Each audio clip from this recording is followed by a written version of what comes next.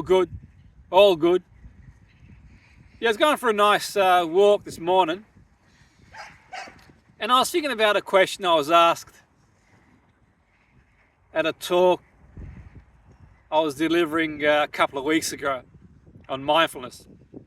Someone asked me about the application of mindfulness in football, and I thought about it and I thought, well, one of the ways I've applied the concept of mindfulness in football teams and players is around mind wandering.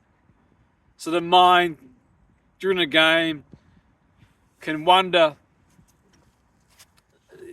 you start sort of drifting in the past, in the future, and particularly at different points in the game. This can happen throughout the whole game, by the way, but different points in the game. For example, you just scored a goal, conceded a goal, a break in play, a set piece,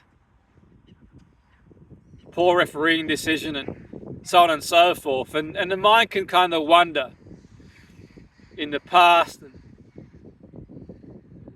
something that might have happened in a negative in the past, and can start drifting into the future. The result, we're going to lose, are we going to slide down the table, so you've got all these sort of distractions that can occur. The footballers have so many inputs to process, and the brain can go into that sort of survival mode, for example. So it can go into survival mode, and that impairs judgment, and that impaired judgment can lead to frustration, hostility. You sort of see players kind of react in certain ways. Not just saying just because of this, but it could be a number of things, but it can also be one thing, all the sort of things you need to process. And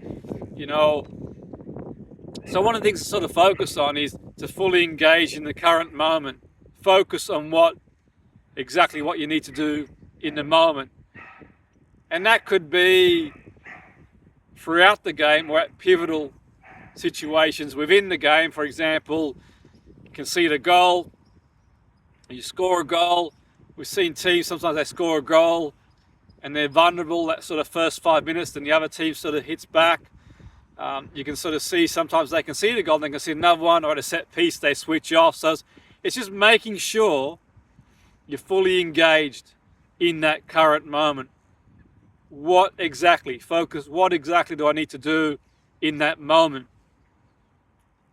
And that could be, as I mentioned, at pivotal points throughout the game, like after scoring and conceding a game, at a set piece, taking a penalty, the next phase of the game.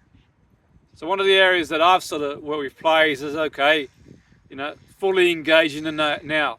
What do I need to do now? And particularly when the mind starts to sort of drift into the past, what might have happened in the past, or what might, as a permutation, happen in the future. Well, what do I need to do now is the sort of key question.